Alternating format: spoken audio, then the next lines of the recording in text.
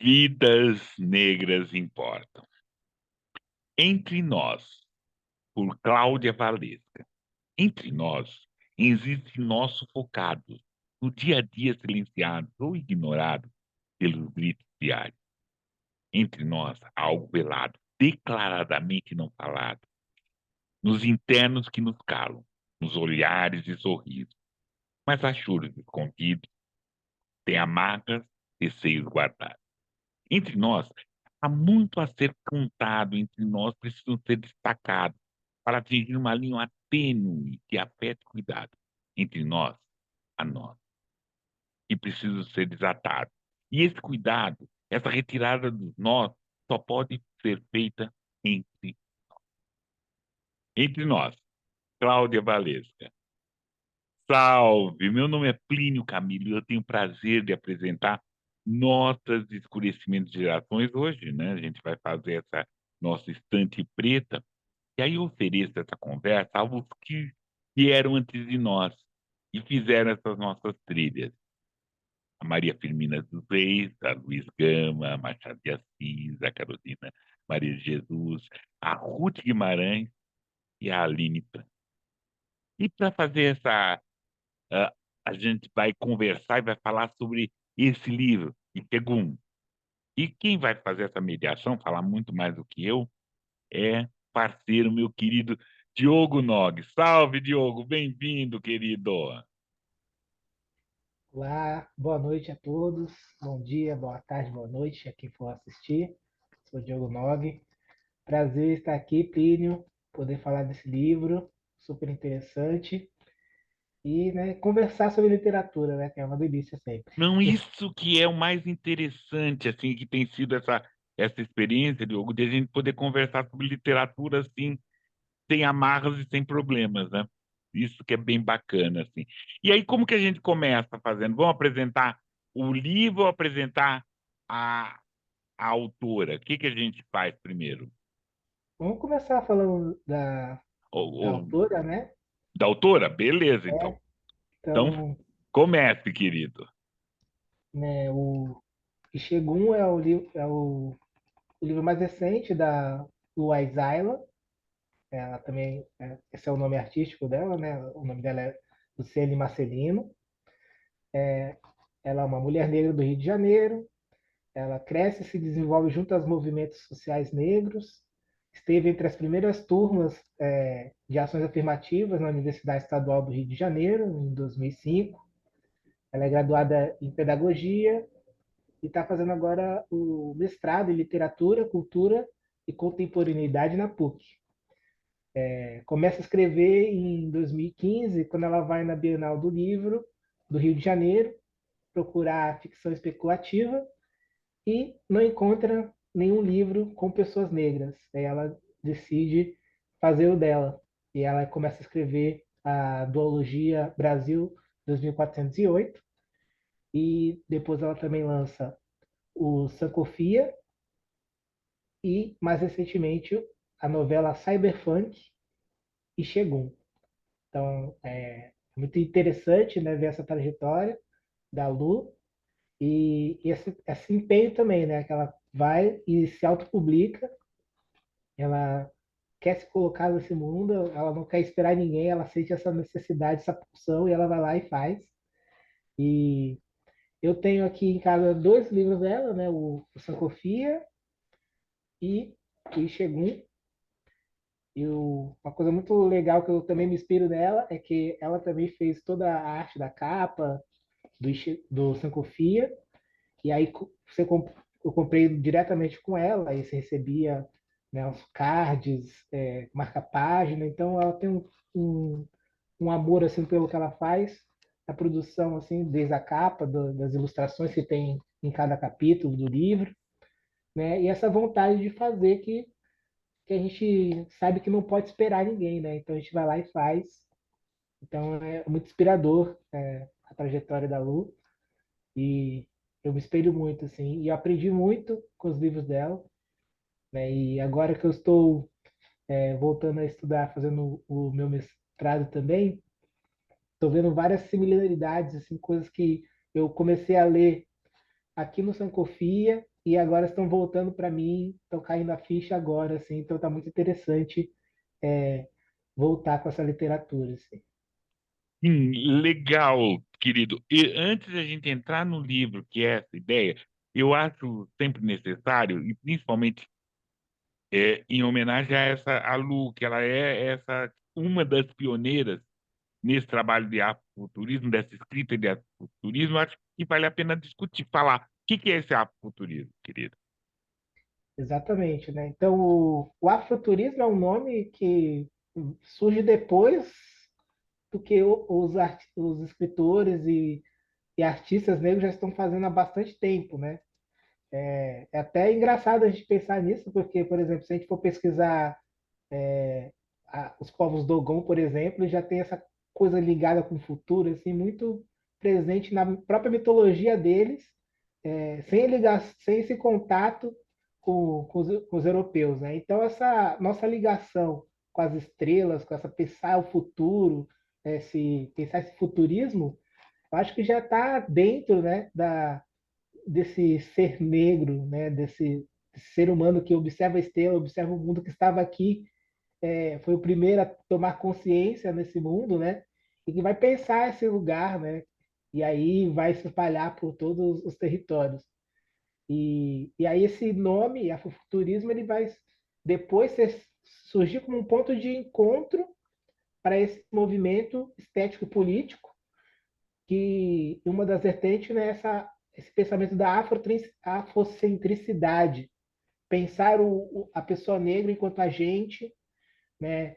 Perceber o mundo a partir dessa perspectiva de pessoas negras e essa pessoa negra enquanto agente desse mundo, não como um objeto, não como um coadjuvante, e também voltando e resgatando essa cultura afro que foi apagada, né, pelo processo de colonização, pelo processo de escravização, e esse apagamento do nosso passado, da nossa cultura, foi um projeto bem articulado que está até, aí, até hoje aí, né? E que esses escritores afrofuturísticos eles tentam resgatar esse pensamento. Então, não é apenas uma escrita que pensa um futuro com pessoas negras, mas é um futuro também alicerçado nessa busca do passado, da ancestralidade, né, pelas nossas perspectivas, como os que vieram antes de nós podem contribuir para esse futuro e ser um futuro não das distopias, né, que os europeus esse modo de ser eurocêntrico caminha sempre para distopia total, né? Tipo, não tem mais utopias, né? Enquanto que o afrofuturismo ele vai trabalhar outras possibilidades, né? Pensar essas outras formas de existir além desse pensamento, essa forma de ser eurocêntrica, né, predatória. Então, tem outras possibilidades que estão ali no passado, que a gente pode resgatar para pensar esse futuro. Tá sem som. Desculpa, é que fica assim. O que isso que é muito interessante, porque o que a gente começa a também resgatar, e é isso, vou só repetir para não perder o fio. O termo afrofuturismo foi um termo que foi criado depois de ter constatado o que estava sendo feito, né, dessa ficção, desse escrever, desse isso nas artes, em todas as em várias vertentes artísticas. E, né, para a gente lembrar, né, uma questão do afrofuturismo, que é uma coisa que está pulsando, que temos a Lu, temos Fábio Cabral, temos a Guinaga, tem vários e vários, e a gente também está aí, né? Né? O Diogo também, que é muito bom nisso, mas que estamos aí também escrevendo, estamos pensando nisso. Tem um romance que vale a pena a gente relembrar e olhar, e, né, em conversa com a Lu, que é como um pioneiro aqui no Brasil, porque muitas vezes esse nosso desconhecimento e esse apagamento que o Diogo falou faz a gente não perceber, não ver o que já foi feito, né? Da luta, então, né, há 10, né, pouco mais, pouco tempo, fazendo esse afrofuturismo muito forte. Porém, em 1985, quer dizer, século passado, foi lançado A Mulher de Aluma, que é uma narrativa feita por Alice França, uma baiana, falando dessa também nessa ideia de uma ficção especulativa com um protagonismo negro, né? Isso que é bem interessante, com esse protagonismo negro, né? Com essa afrocentricidade, né? Escuramente essa autoria negra. Então, fazendo isso tudo, já temos nisso, onde tem uma aventura, tem todo um estado, né? Fazer uma sinopse rápida, né? É escrito na terceira pessoa, é bem interessante, né? É numa ilha desconhecida, onde vivem negros descendentes do velho Aleduma, vindo do planeta Idnum, que é governado por uma deusa. E aí tem todo aquele momento, aquele movimento, aquela invasão, né? Claramente feita pelos brancos, né? Que ele tem tentativa de domínio e todo aquele confronto que aí se faz uma história. Então, Mulher de Aluma, ela, de Aline França, a gente até já falou aqui no programa, ele é um ponto muito interessante, muito importante para a gente conseguir, né, a perceber como, onde começa esse afrofuturismo e onde está, né? Tem algumas pessoas que veem também esse afrofuturismo como recontar esse passado, né? Recontar, Exato. recontar esse passado, e aí entram, entre outras, ou refalar, né, desse presente, né? Então isso é interessante. Conte, pô, é É, você que é o da história. é muito interessante isso, né? E é legal que pensar que nessas dificuldades também que a gente tem, né, de fazer circular a nossa produção e de fazer ela chegar nas pessoas para ser conhecida também, né? Então, isso é Hum, um problema, né? Que às vezes a gente não conhece a produção de escritores negros daqui, né? Porque é difícil, né? A gente está sempre ali produzindo em pequenas quantidades, né?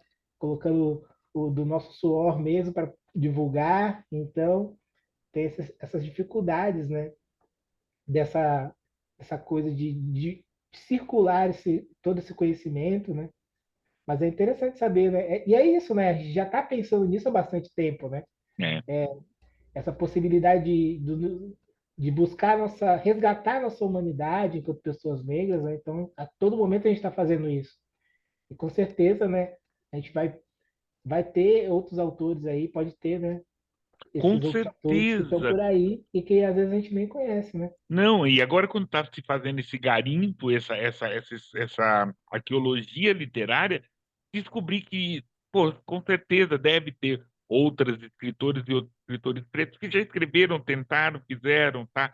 Ah, não É, é como a Lu. Não, sim, mas é de um outro momento, sim, né? De outro contexto, de né? outro E é contexto, interessante ver. de outro contexto. E também isso é interessante, né, Diogo, porque estava falando ontem. Nossa, eu tenho um problema. Você a gente tá próximo. Tem aquele problema com o autor além do tempo. Não, a gente escreve do nosso tempo. A gente só escreve do nosso tempo. Eu não consigo escrever do Ah, nosso tempo. Eu escrevo até do passado, mas escrevo do passado do presente. Então eu tenho esse olhar. Tanto é que recontar o passado não é ruim, porque o presente está mudando. Então a gente agrega uhum, alguma coisa, percebe. Aí, olha, fazendo um estudo, a gente percebeu toda o pioneirismo de Teresa de Benguela de fazer o seu outro trabalho, a gente vai recontando. E quando a gente fala de futuro, a gente fala calcado nesse presente, exato, né? Então, né? E esse presente, como muda, né? Você imagina agora que nós estamos com o futuro, falando internet, como que a gente vai pensar esse futuro? Né? Como exato. que. Só pode ter confabular a partir do que a gente conhece. O que a gente conhece Exatamente, é o que exatamente, vai né? definir esse futuro, né? Né? Então, Então, e esse afrofuturismo que vai ser feito, é lógico que essa base são de pessoas, né? De negros e tá, negras, é isso, a história é isso, né? A história é pessoas saindo daqui se movendo. Mas como que vai ser esse afrofuturismo? Como que é essa especulação? Como vai ser? A gente pode fazer muitas especulações, uma ficção especulativa, um afrofuturismo, do descobrimento do Brasil, sabe? Se, não digo inverter, mas se houvesse alguma outra, uma outra resistência lá, um ponto lá, tará, como seria? É isso fica bem exato. interessante a gente pensar assim. E aí, E como aí a gente você. pode pensar também essa questão do nome, né? Do afrofuturismo, que é o nome que acaba pegando, né? Porque já tem essa ligação com as vanguardas europeias, né? E é um modo que a gente vai usando as ferramentas, né, desse mundo colonial que a gente vive, e aí também às vezes, essas nomenclaturas coloniais também são taxadas para definir o que a gente é, né? Uhum. Então, e aí a gente tem que sempre fazer esse jogo, né? Será que esse mecanismo é proveitoso para nós ou não? O que a gente pode tirar proveito disso ou não?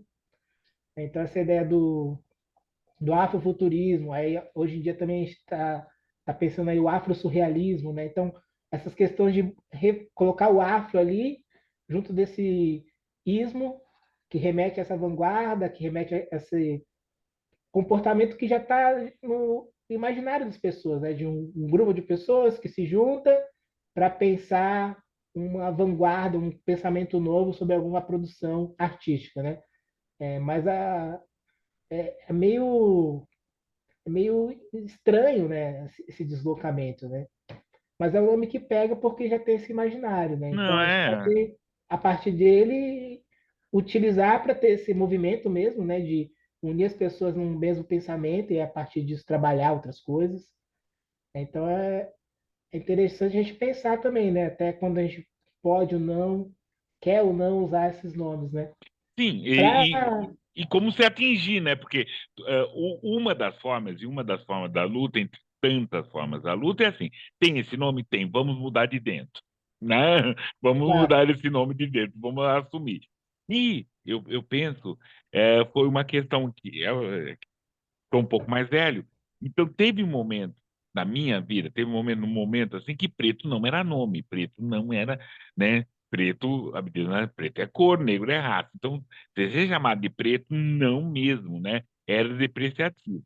E houve toda uma apropriação desse nome, né? E eu me apropriei agora, somos pretos, fazemos essa coisa e tiramos todo um e essa juventude, você que vem vindo, tirou-se todo um peso que eu tinha, por exemplo, e hoje deu um outro significado. Eu acho que é tem um nome e se modifica. E outra coisa, não, agora vamos chamar de X. E a gente trabalha como um X, né? exato. Né? Essa é uma forma de luta, né? Que a gente pode e deve trabalhar, querido. É isso. Também, né? E pensar também essas coisas que da afrodiáspora, né? Desse movimento dos negros fora do continente africano, e um pouco também desse pensamento de repetir essa colonização, né? Então a gente tem que tomar cuidado também com essa ideia, né? Porque muitas vezes, né, a gente acaba importando é, esses, essas nomenclaturas, essas formas de criação também dos negros do continente norte-americano, da parte norte-americana, né? E acaba também não levando em conta as outras que já estão sendo feitas aqui, né? Então acho que é legal a gente tentar mesclar esses pensamentos para não dar privilegiando um nem outro, mas pensando nessa afrodiáspora, né? Que de fato contribui para essa emancipação das pessoas negras no geral, né? Sim, sim. E é muito dessa discussão que se tem, né, de nomenclatura assim, literatura de autoria negra. Essa literatura de autoria negra, o meu entendimento é assim, onde esse negro como autor, né, tem todo aquele, né, não é só o negro escrevendo, o negro também trazendo personagem, essa literatura de autoria negra. Aí tem a literatura negra, que vai de todo lugar. Tem a autoria literatura africana, que nós não fazemos parte, porque eu entendo que são os africanos, É, né, que moram no continente, não é assim. Nós fazemos parte de uma literatura de autoria negra africana? Não, sim, pode, né? E a gente tem essa característica, por exemplo, essa literatura negra norte-americana é diferente, né? Tem um outro molho, tem uma outra história, tem uma outra formação, como a nossa literatura de autoria negra, né? Negra brasileira tem e ser uma e ser outra não é depreciar a outra, é também, né? É esse nosso quinhão. Nós estamos inseridos aqui, estamos inseridos ali, beleza, inserido em vários lugares, é isso. né? E aí entra várias questões, né? Entra essa própria questão da geopolítica mesmo, né, da questão dos Estados Unidos, entrar nesse guerra de protagonismo com a Europa, e aí a língua inglesa se tornar, né, uma língua mais difundida no mundo a partir da Segunda Guerra. Então tem todo esse contexto, né? Não é uma coisa única, né? A própria questão do português e de Portugal já não ser um país muito valorizado na própria Europa.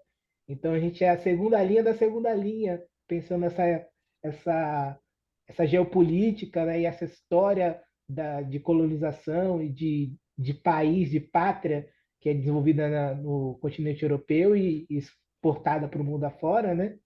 Então, pensando nisso, né, tem vai acontecendo essa ideia própria de nação, essas coisas vão construindo essas disparidades, né, e essas divisões entre os próprios negros da diáspora, né?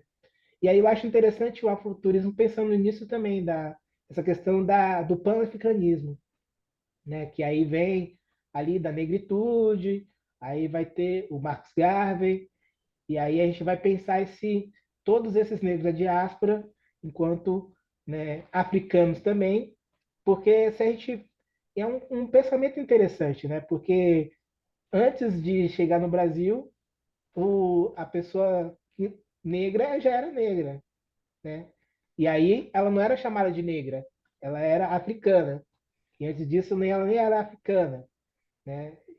Então essas nomenclaturas que vão sendo dadas para a gente são pelos europeus, né? E aí essa ideia mesmo de nação, né, vai sendo construída depois.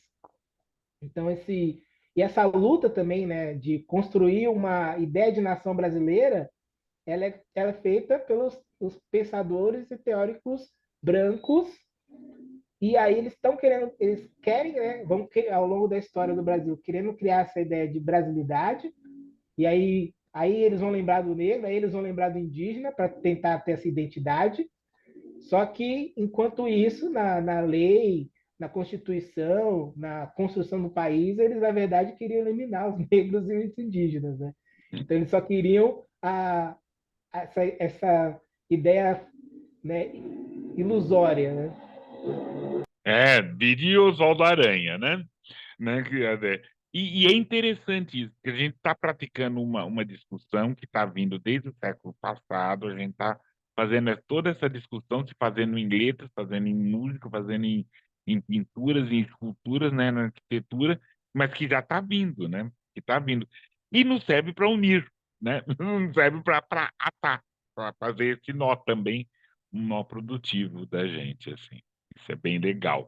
Querido, mas a conversa tá boa, mas vamos falar do livro, né? Tá? Por, Para por favor. fechar aqui a parte do afrofuturismo, né? Eu Sim, indico muito o livro da Lu, o Sankofia, né? E essa proposta que ela já traz de criar nomes para as produções dela, né? Então, a nome Sankofia é pensando essa ideia de utopia, só que não é aquela utopia que não é realizável. A Sankofia é uma utopia realizável, que a gente vai fazendo diariamente, fazendo esse resgate, né? Voltando ao passado, resgatando o que a gente deixou e produzindo o futuro, né?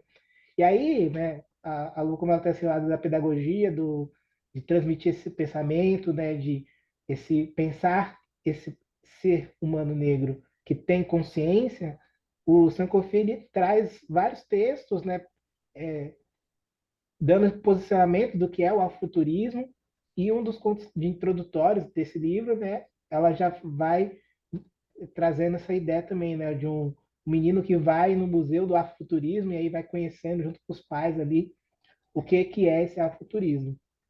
E aí trazendo um trecho aqui só para finalizar, né, essa questão isso. do afrocentrismo que está aqui no Sankofia, né?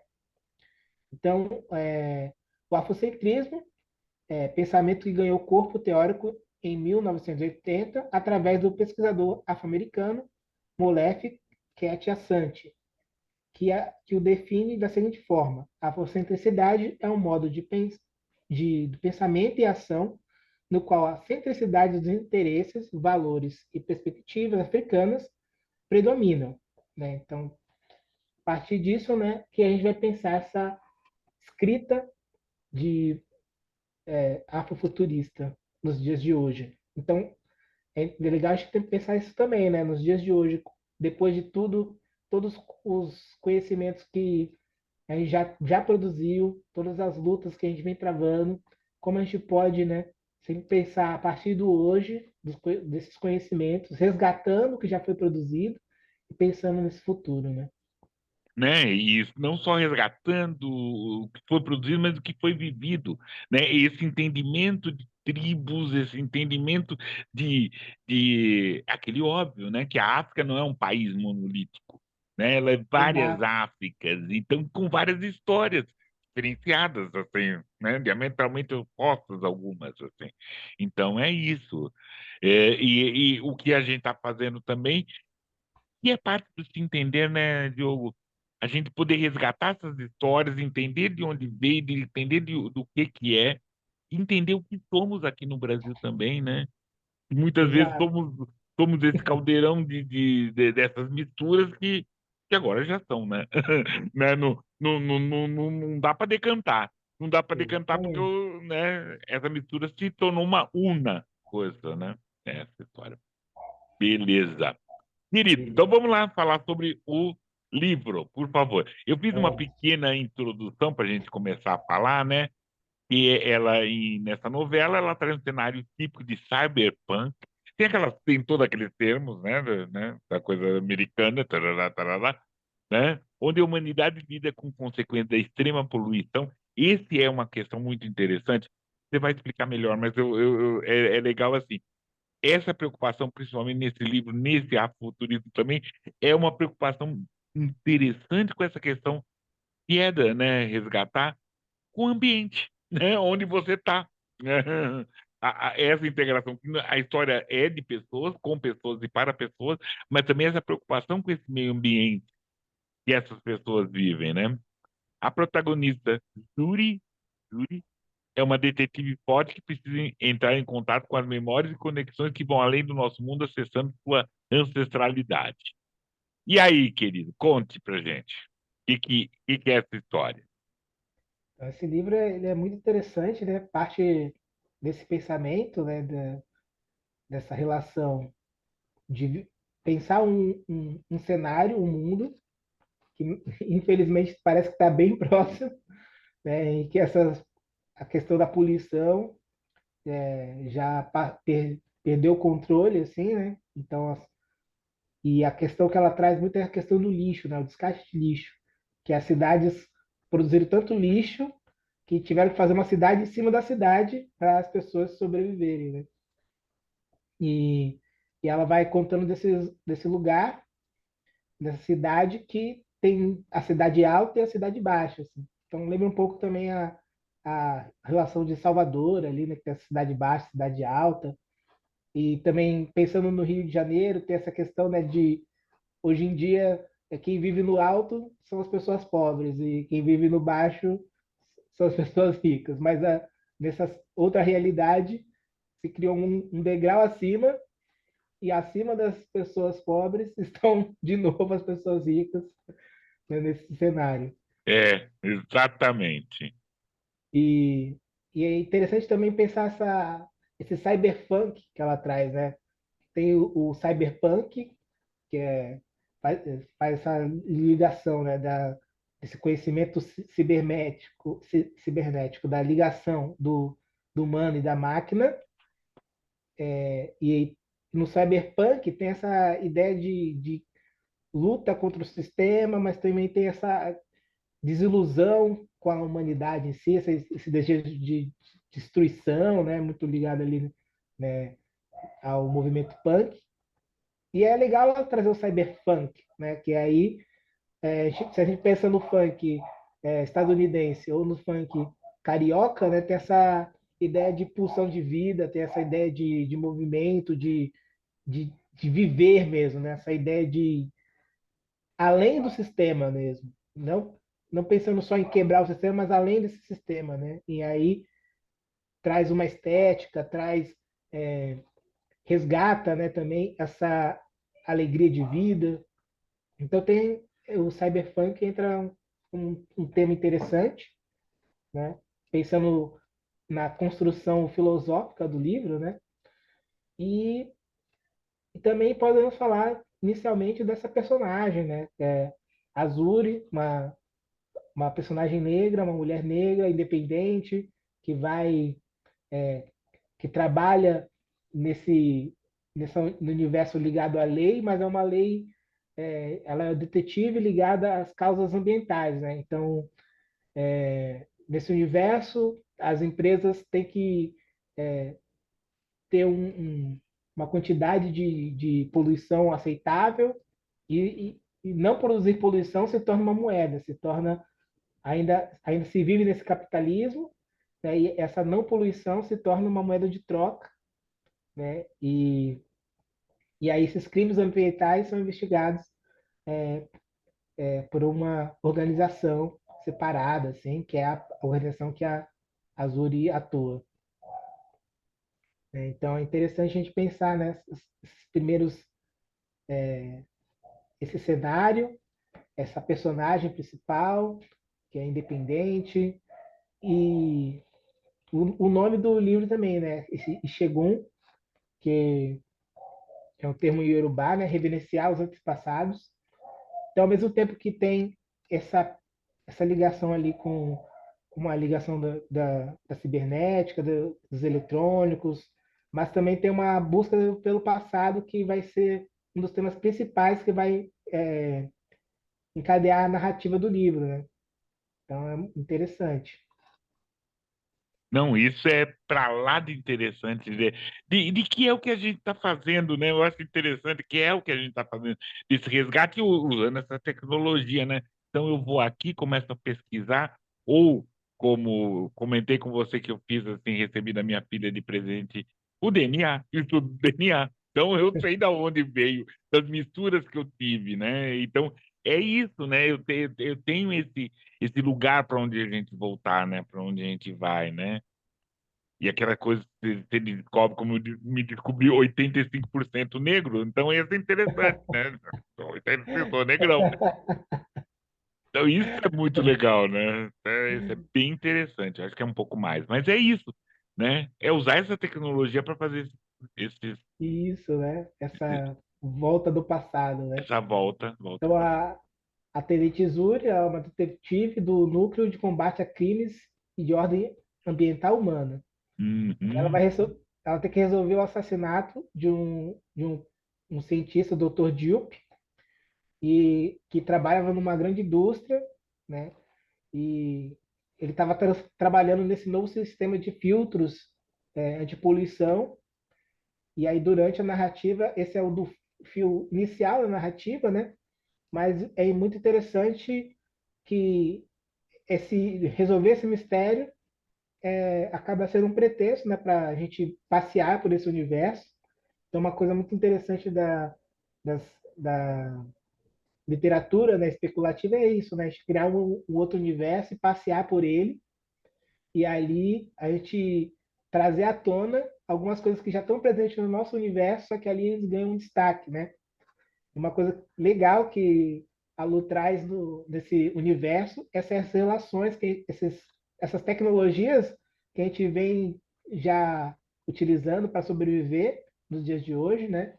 E que lá ganham mais força ainda. Então, uma das tecnologias que é muito importante lá, que é o barracão da escola de samba, vai ser um dos cenários muito importante na narrativa do livro, né? E essa união entre as pessoas ali que vão ajudar também ela a desenvolver, passar por alguns obstáculos ali da investigação dela, a escapar da morte em alguns momentos. Então, essa tecnologia que está aqui nos dias de hoje, né, e que está sendo arrancada de nós aos poucos também, temos que tomar cuidado. ou, né? Tá embranquecida assim de uma forma gritante, né? Então, ali se torna uma coisa importante. Uma outra coisa importante também que aí entra na questão também da essa construção da literatura do livro mesmo, que é durante o livro tem é introduzido para a gente uma rádio pirata, né? Essa rádio pirata, ela vai ali com o MC, que vai tocando as músicas, e as músicas vão interagindo junto com o momento de cada parte do livro, e aí vai colocando letras de música. Então é um livro que também é musical, né? Eu estava falando no episódio lá do Gabriel, né, essa coisa da ligação da música e da literatura, né? E aqui a Lu faz isso também. E aí ela vai trazendo, né, esses nossos músicos, esses nossos letristas. E aí você está lendo o livro, e você vai resgatando essas músicas, né, do que a gente conhece, e a gente é um livro musical mesmo, né? Isso que é muito interessante. Que aí a gente vai lendo e vai ouvindo a música que está tocando no livro, assim. Então é muito interessante esse uso assim para criar esse universo, essa atmosfera e essa ligação com o passado, né? Porque lá eles estão no futuro e aí eles estão ouvindo essas músicas que para a gente é o presente ou um passado recente, né? E para eles lá é um momento de nostalgia de voltar para um passado mais antigo, assim. Então é interessante essas viagens no tempo pela música. Me E lembra uma. que para a gente fica uma nostalgia, porque não é um passado recente, porque ela fez um presente, né? Aquele presente que a gente já falou, ela fez que para nós também é uma nostalgia. Então fica Uhum, vendo nostalgias, assim. Bem interessante, exatamente. bem interessante, bem interessante mesmo. E que mais, querido? É, o que mais a gente pode falar? Outra.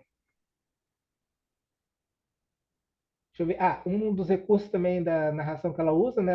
A personagem em primeira pessoa, então a gente vai conhecendo ali a Azuri e ela que vai nos apresentando para esse universo. Uhum. Então, esse recurso é interessante. E aí ela vai. Também tem um outro recurso textual que ela usa, que são as notas de rodapé. Então, às vezes ela introduz algum conceito ali na nota de rodapé e continua a história. E você vai ali entrando nesse mundo. Então, usar vários recursos ali do objeto livro para contar a sua história e essas coisas vão se intercalando ali para você construir esse mundo na sua cabeça, assim, dar uma realidade, traz mais informação, né? E também não fica aquela coisa meio muito quebrada, né? Quando alguns dos personagens assim tem muitos livros assim de especulação que você vai, aí o personagem fica 2 horas lá, 3 páginas, 4 páginas explicando um conceito para depois ir para ação, né? E aqui não, como ela também quer essa literatura mais ágil, assim, de uma novela, não quer estender por muitas páginas, então o recurso ali das notas de rodapé vão trazendo esses conceitos ali aos poucos, vai ajudando a gente a entrar nesse universo, pensar esse universo, né, por elementos chaves, assim.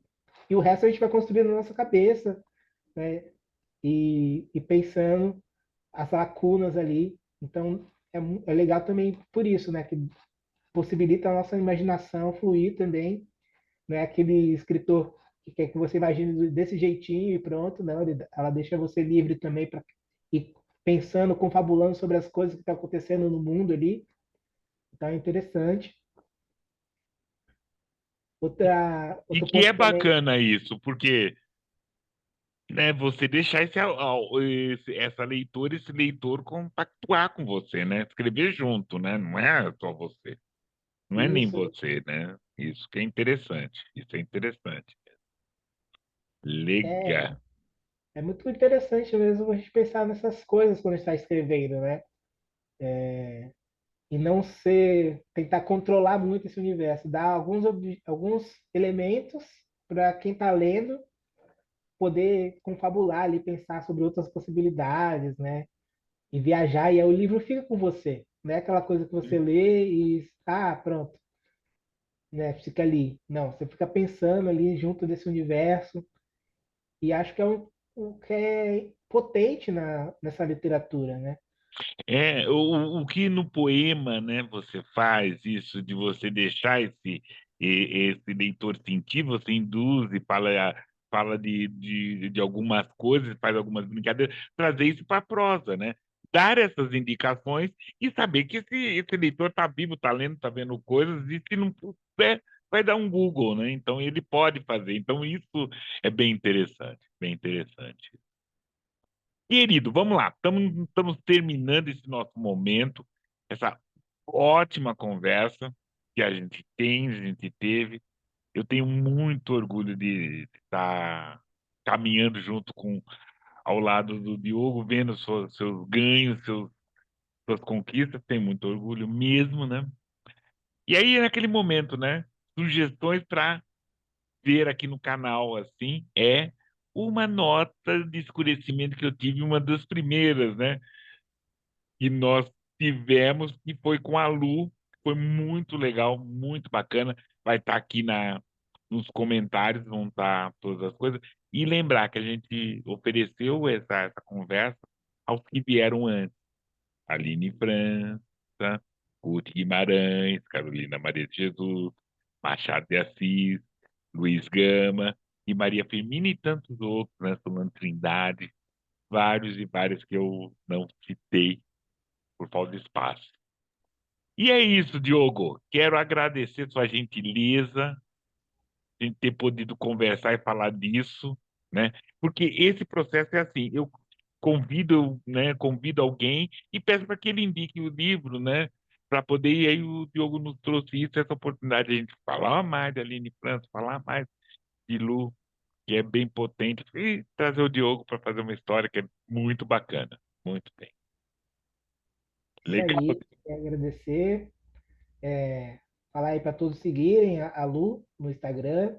Lá, agora ela não está mais com o site dela, que a gente podia comprar pelo site dela, mas lá no Instagram dela tem contos que você pode ler, baixar PDF, direto ali no Instagram tem aqueles links lá, e aí você já pode acessar, tem os livros dela para comprar, então está bem acessível a produção dela, então valorizar, né, e dar força, né, para as escritoras negras aí que estão na luta, né? E pensar nisso também, né? Como é difícil, né, na sociedade que a gente vive, uma mulher negra retinta escrever, produzir, estudar, né? É um sacrifício e uma escolha de vida bem complicada, né? Então, dá, dá toda essa força para a Lu aí, parabenizar pelas criações dela e saber que ela está produzindo, né, como a frase que o artista Agrada Quilomba fala, né, quando a gente produz uma obra de arte, ela não é para hoje, ela é para sempre. E pensar que a Lula está produzindo essa arte potente, trazendo esse conhecimento, sintetizando conhecimentos da afrodiáspora, né, nos livros dela, para as próximas gerações aí ter uma base bem sólida para pensar esses outros futuros, essas novas possibilidades. Então, parabenizar a Lu e desejar que outros e outros livros dela venham aí, porque a mente dela é muito criativa, ela tem ideias muito instigantes e de todo mundo a ler mesmo. Com certeza. Viva a Lu e fazer isso, instigar, né? Aquela história, leia escritoras negras, né? Leia um Exatamente. afrofuturismo. Legal, Diogo. Muito obrigado, querido. Valeu, agradeço, querido. Muito obrigado. Tchau, tchau. Até, tchau.